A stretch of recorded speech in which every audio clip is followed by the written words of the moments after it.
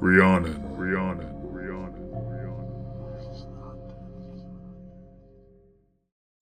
It was early the next morning. The storm had passed.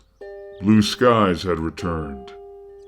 In the village, near Rhiannon's woods, the villagers were cleaning up after the gale. In the home of Dylan, the sound of a young girl's voice humming a cheery melody filled the room. Prince Jon lay on the ground before a fire pit, covered with blankets. The humming caused him to stir and open his eyes. Prince Jon looked around and saw Effa. This was the same girl that Rhiannon had cured as a baby. She was a teenager now. Her mother, Beca, tended to other chores, while her older sister, Gwen, now a young woman, was sewing clothes. Where am I? Mother, he's away. Beca came over to Prince Jon with a cup of water. Don't worry, you're safe. Dylan! Her husband, Dylan, poked his head in through the window. Aye. The man you fished from the sea is breathing again. So he is. Perhaps we should put some hot food in him. We're already cooking it, Dad. You saved me. Thank you. I owe you my life. It's nothing. The least I could do. Prince Jon looked genuinely moved. A short time later, Prince Jon sat at a table, eating with Dylan and his family. Gwen, now a lovely young woman Jon's age, eyed him curiously. What's your name, lad? Calwyn. Gwen's brother, Jack, made a face. He talks funny. You're not from round here, are you? No, I'm from Ira. I came to do some trading, but I lost everything when my boat sank. What a pity. Well, Calwyn, you're welcome to stay until you find yourself a new boat. That's most kind, ma'am, but I can't impose on you. There's no trouble. In Wales, we never turn a needy soul to the cold. Even if he is a bloody Irishman. Forgive my daughter, Calwyn. Gwen's got a bit of a wit to her. Anyway, good thing you're not English, then Dad would have thrown you back in the sea. Prince Jon chuckled casually, but a look of concern and guilt flashed briefly across his eyes. No one noticed, but Gwen. At that very moment, not far away, Rhiannon approached the grave of her late husband, King Pwyll. She rubbed the tombstone with an expression of deep sadness etched across her face. Just then, she heard birds chirping and looked up. 3 birds were circling above her. Rhiannon stared at the 3 birds as memories rose up in her heart. She recalled the day her and her husband met. King Pwyll was riding through the woods. He was a young man, strong and handsome, but he was lost and disoriented. Suddenly, he heard an ethereal voice singing.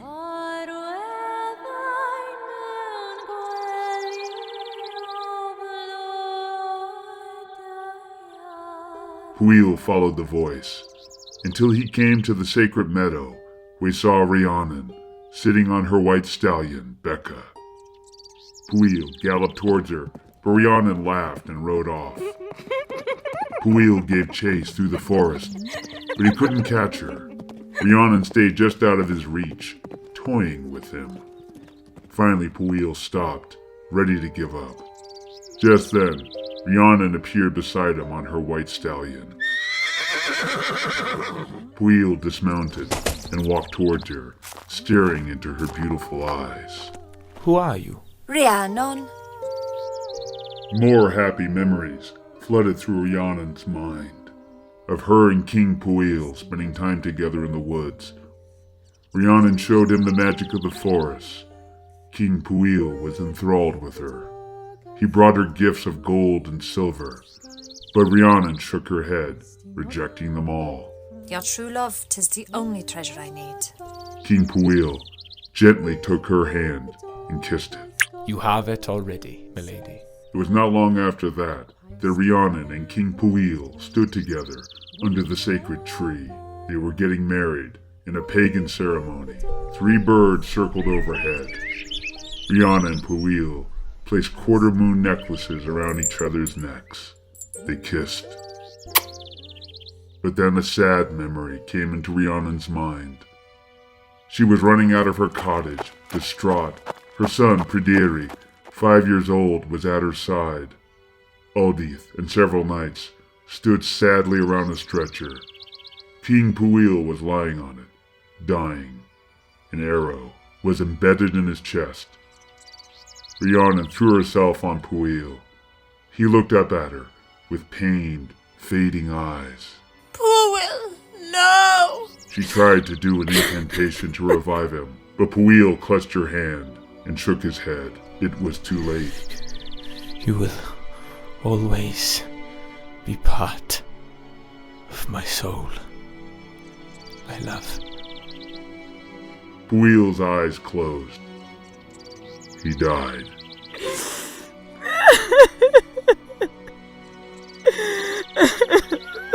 As the memories faded from Rhiannon's mind, she stood next to the grave and wiped away a tear. You will always be in mine as well, my love. Rhiannon kissed her hand and touched the grave. Oh, Pwyll. What am I gonna do? It's clear I'm badly cursed, but I don't know how to lift it. Any ideas? Rhiannon sighed and lay down on the burial mound. My poor Pwyll. Why did you have to go to war? You have no idea how much I wish I could hear your sweet voice again just one last time. I'm so alone now without you. Rhiannon started to weep. But after a few tears flowed, she sat up and wiped them away. That's enough of that. Wallowing in my sorrows won't stop this bloody affliction. I need help. Rhiannon glanced at the tombstone. Too bad you can't give me some wisdom. You were my best counsel. If only the dead could talk. Rhiannon thought for a moment, as an idea suddenly popped into her head. The dead, of course! That's it! She stood up and walked away quickly, heading into the woods. A short time later, Rhiannon walked into the sacred meadow. A raven was perched on her shoulder. They were in the middle of a conversation. You don't need to remind me. I know it's dangerous, but I be needing counsel. I have to find a way to lift the curse. Thanks, I'll be keeping that in mind. Rhiannon stopped in front of the stump of the once glorious sacred tree. It was covered with an ugly black moss. Rhiannon almost cried when she saw it. Look at this. Just terrible. Rhiannon bent down and drew sacred symbols in the dirt around the stump. Rhiannon began to chant.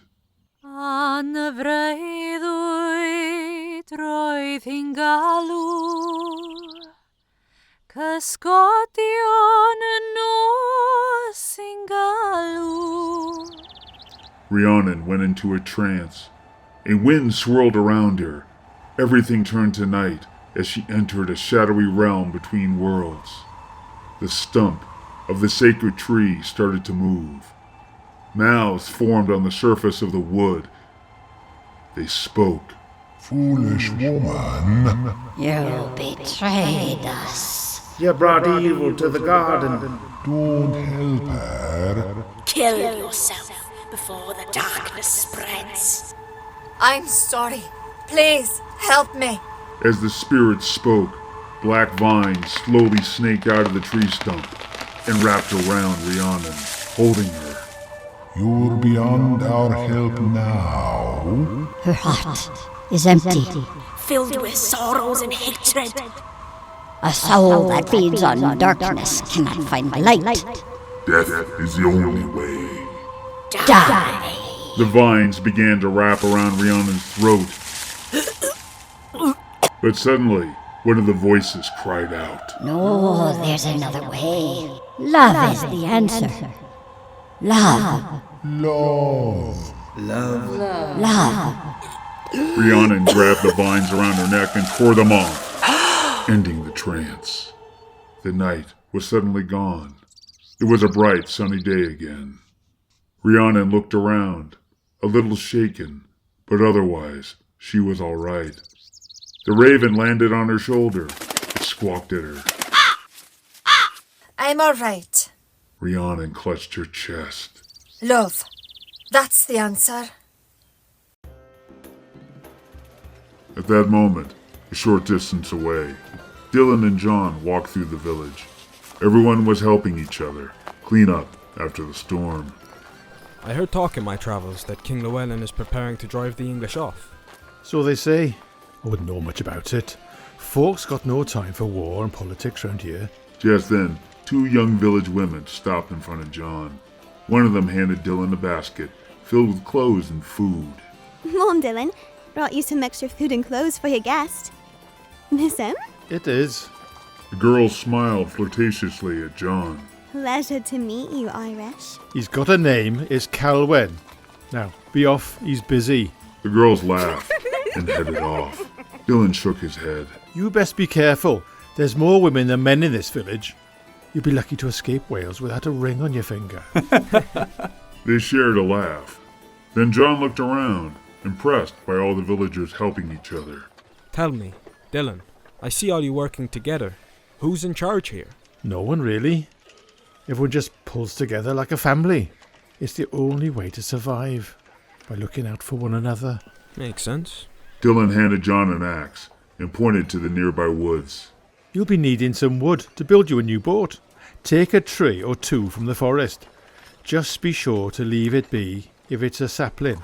And mind you, keep things made of silver out of sight. That metal bothers Milady for some reason. Milady? Aye, these woods belong to the sorceress Rhiannon. Don't worry, lad. As long as you treat her garden with respect, she won't hurt you. Prince Jon nodded and took the axe from Dylan.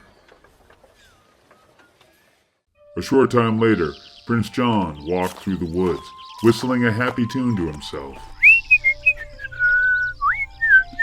Unknown by him, a short distance away, Rhiannon sat on a boulder, smoking a pipe, watching him. Who's this now? Jon picked out a large, mature tree. He took his shirt off and started chopping it down with his axe. It was hard work. Soon Prince Jon was covered with sweat. Rhiannon moved silently over to Jon. He didn't notice her creeping up behind him.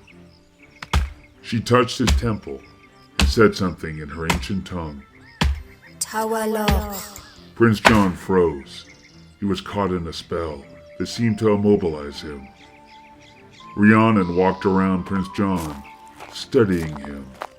She gently touched his skin, wiping some sweat off. She smelled it. You're not Welsh. What are you? She touched his temple and concentrated. But she made a face and pulled her hand back. I can't read your thoughts. You're too strong-willed. What's in your heart, though, I wonder? Rhiannon put her hand on his chest and closed her eyes. The sound of Prince Jon's beating heart grew louder and louder as Rhiannon sensed his feelings. Her expression looked troubled. She pulled her hand back as a tear rolled down her face. Such sadness and anger. She looked into Prince Jon's eyes. Your heart is full of tears, just like mine. Rhiannon gently rubbed his cheek. Suddenly, Prince Jon snapped out of his trance. He looked around, but Rhiannon had disappeared. Prince Jon looked puzzled for a moment, then shook it off like it was just a daydream and went back to chopping down the tree.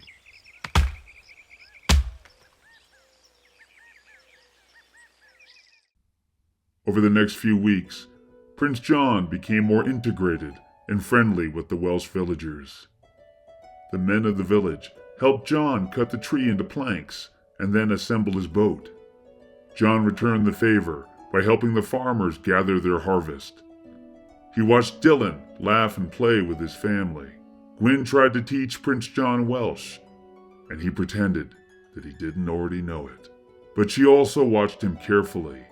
She was attracted to him, but also suspicious of his intentions. She noticed that he listened quietly to the other villagers as they talked about King Llewellyn and a possible war with the English. But unknown to Jon, Rhiannon was also watching him from afar. She was curious about this strange young man roaming the village, and also attracted to him. A few days later, at sundown, Prince Jon hiked to the crest of a hill to a spot that overlooked the woods and the sea. The view was breathtaking. Prince Jon took a deep breath, taking it all in. Then suddenly, he heard a female voice behind him. Lovely, isn't she? Prince Jon turned around and saw Gwen standing behind him. The view, I mean. Jon nodded in agreement, then stared out at the stunning landscape. Aye, this land has a rare, special beauty. It stirs the very soul. That's why we would give our lives to protect it. Wales is in our blood, and we in it. You know, I've met a few Irish traders before. You're not anything like them, Calwyn. That's so? Aye. You walk with your back straight and your chin up high, like a nobleman. You speak like a man who's been educated. My parents taught me to read. They wanted me to join the clergy, but I wasn't cut out to be a priest, I'm afraid. You like to read too, I noticed. You're clever. You always have an answer for everything. But I've noticed something about you too. You listen too keenly to conversations and you're always looking about. You know, we hang English spies around here. Is that what you think I am? A spy? They stared at each other for a moment. Gwen shook her head. You seem like a man whose heart is true. But you're here for a purpose. Don't deny it. I can tell. What are you really after, I wonder? You're too suspicious. Am I? The sea brought me here. I'm just trying to get home. And I was almost starting to like you. Prince Jon looked taken aback. He couldn't bear her look. He turned and looked out at the sea. The world's an ocean, Gwen. None of us can fight the currents of our fate. High or low, the world carries us where it will. I didn't come here to do your folk harm. I promise you. Just then, they heard an ethereal-sounding voice ringing out from the woods. And blew my shell from stars, for dust I have become. What's that sound? It's her. The Lady of the Woods. Rhiannon.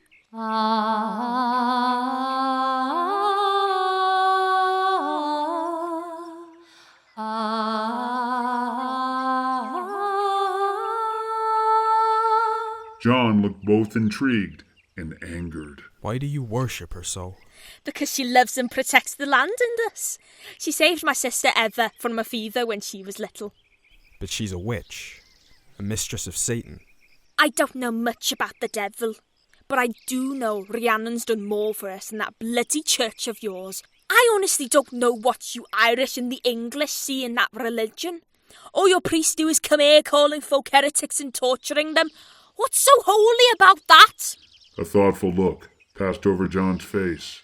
He rubbed the cross on his neck. I can't defend those things. But I try to keep in mind that God is in heaven, and the church is here on earth. Jesus is without sin, but his servants, they're very human. So she. I walk through time alone, without you there. She sounds so lonely, like a one-winged dove. I wish I could meet her one day. You might, if you're lucky tonight. They say she comes around sometimes to celebrate Mabon with us. She danced with my father once. She fancies handsome young men. Maybe she'll give you a dance too.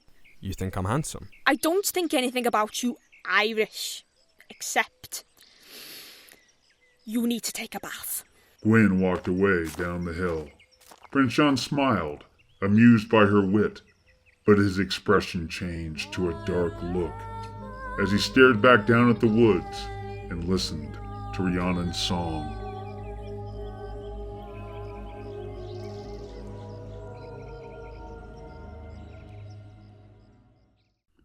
A short time later, Prince Jon was alone in Dylan's house, dressing for a mabon, as the fall harvest festival was known. As Jon put his things on, he looked around to make sure he wasn't being watched.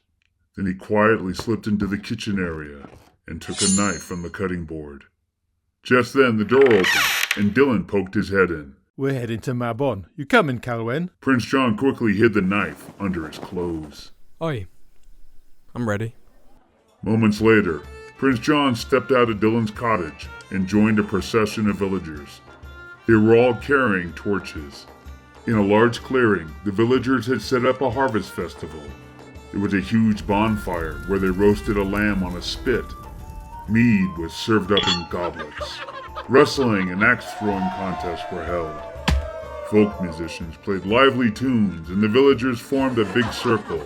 They danced and sang together.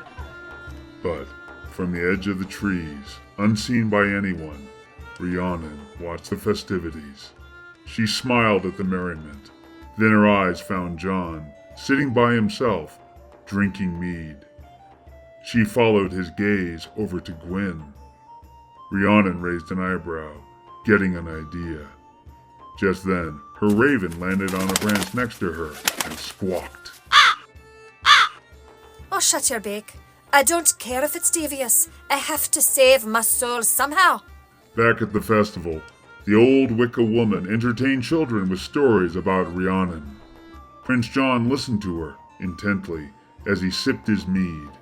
Rhiannon is queen of birds, of horses, and she doth appear in these very woods as a golden goddess, first upon a magnificent white horse to King Pwyll. He tried to catch her, but Rhiannon managed to outrun Pwyll for 3 days. And then, finally, Milady felt sorry for them, so she allowed him to catch up. The kids laughed. Near the dance circle, Gwen was clapping along with some of her friends. One of them looked over and saw Prince Jon sitting by himself. She tapped Gwen. Look at poor Irish over there, sitting all by his lonesome. You should talk to him. Everyone knows you fancy him. Please, I could care less. He's not me type at all. I don't go for men with funny accents. You're a right bloody liar. Her friends laughed. Gwen made a face and walked away. She walked to the edge of the woods with a forlorn expression on her face. She looked back over her shoulder at Jon.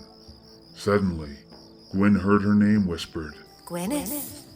Gwen turned around and suddenly came face to face with Rhiannon. Her eyes went wide for a moment. Then Rhiannon touched her temple and said something in her ancient tongue. Kasir Tarwell Dolphin. Gwen's eyes fluttered. She went limp. Rhiannon caught her in her arms and laid her gently down on the grass, out of view. Rhiannon said some more words. Ospition Maverdod Traus Narweed. And cast a spell upon herself. Suddenly, her appearance changed. In an instant, she looked exactly like Gwen. Meanwhile, back by the dance circle, Jon sat quietly sipping his mead. Suddenly, Gwen, who was really Rhiannon in her guise, walked confidently back into the festival. She went over to her friend. Gwen's friend looked up at her apologetically as she approached. Sorry about that, Gwen. He was just teasing you. Gwen grabbed the goblet of mead out of her hand. Hey, that's mine! Gwen ignored her and downed the whole goblet in one gulp. She tossed the empty goblet back to her friend and walked over to Prince Jon. She offered him her hand. Well, hello there. Would you care for a dance, sir? I'd love to, Gwen, but I'm afraid I don't know the steps. I'll teach you. Gwen grabbed his hand and pulled Jon to his feet. Come on, stop being a whelp. Alright then, if you insist. Gwen led Prince Jon into the dance circle. The villagers cheered as she showed him the basic moves of the lively folk dance. Prince Jon picked up the steps very quickly. Jon and Rhiannon danced in perfect harmony, but the mead started to go to Jon's head. Everything seemed to swirl around him. Rhiannon whispered something in his ear.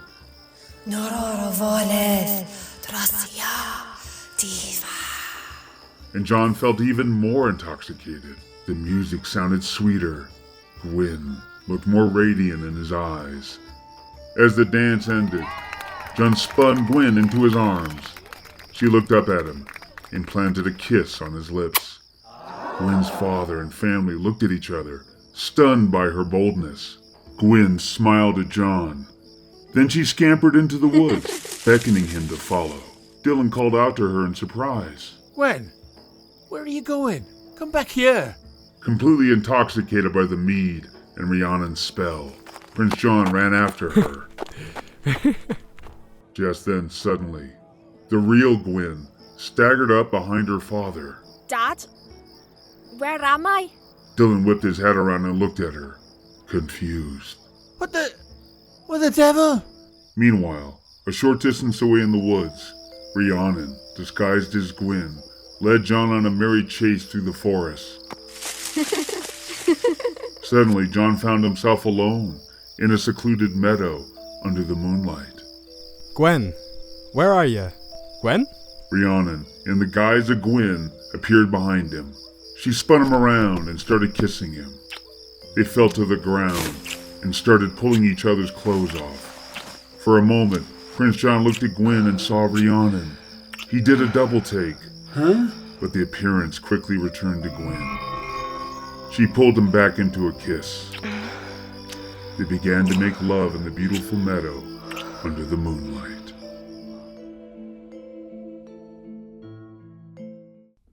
It was the next morning. In the secluded meadow, Prince Jon lay asleep next to Rhiannon. The spell had worn off now.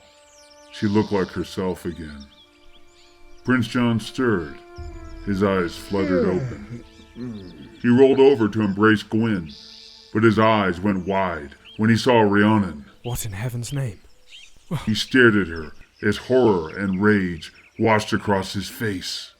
My God, it's her. Prince Jon reached into his pile of clothes and grabbed his hidden dagger. He raised it over his head. Go straight to hell! Prince Jon brought the blade down, plunging it at Rhiannon's heart. But just then, Rhiannon's crow, who was sitting on a nearby branch, let out a cry. Rhiannon's eyes flew open. She saw the blade and waved her hand. It stopped, inches from her chest. With a flick of her wrist, she flung the blade out of Jon's hand into a nearby tree. Prince Jon leaped to his feet, ready to fight. Stop! I mean you no harm. You're Rhiannon. I am. What deviltry is this? Where's Gwen? She's fine. I cast a spell to disguise myself in her appearance. But wait. Your voice. You're not Irish. You're English. Who are you, a spy? No. I'm the son of King Edward. You murdered my mother, Queen Anne. What are you talking about? I never met the woman. You cast a spell upon her from afar. She died, horribly, of a black curse that took her in the night. It was your witchcraft. Rhiannon was taken aback. Her face was filled with guilt and shame. She knew it was her curse, and Prince Jon was speaking the truth. I came here to get justice for my mother. Prince Jon grabbed the knife and pulled it out of the tree. He moved in on Rhiannon. Stop. I didn't mean to hurt your mother. I don't want to hurt you either. What happened was a mistake. The spell I cast was beyond my control. The curse plagues me too, that's why I deceived you. I'm sorry. I was desperate for a cure. The spirits of the Wicca told me that true love could lift the curse. Liar! You're a mistress of the devil. That's all you are. I come from the light. It was your father's doing that brought darkness and death upon you. He made me unleash the spell. I was just protecting our land. You used black magic to kill my mother. You put a veil over my eyes to seduce me. How are you not a servant of Satan? You lie, you deceive, you kill. Prince Jon lunged for her with the knife. Rhiannon tried to dodge him, but he cut her arm. Reacting instinctively, Rhiannon used her power to hurl Prince Jon into a tree. Jon hit the tree hard and had the wind knocked out of him. Suddenly, Rhiannon began to change. Her hair turned black as her cursed self took over. She pinned Jon against the tree, then clenched her fist. An unseen force began to strangle Prince Jon. Quiet, foolish boy. You think you can challenge me? I'll crush you like an ant beneath my foot and send your bones back to your father as a gift from Wales. Jon's eyes bulged. She was crushing his windpipe. Suddenly, Rhiannon grabbed her arm with her other hand and yanked it down. No! Jon was released. He fell to the ground, gasping for air. Rhiannon began to shake and convulse as she fought against her dark self. She looked up at Jon and screamed. Run! I can't control myself! Prince Jon turned and fled away into the woods. Ahead of him, he saw the village through a clearing in the trees. He ran for it, but suddenly, two men jumped out from behind a tree and grabbed him. They quickly wrestled Jon to the ground and threw a hood over his head. Everything went black.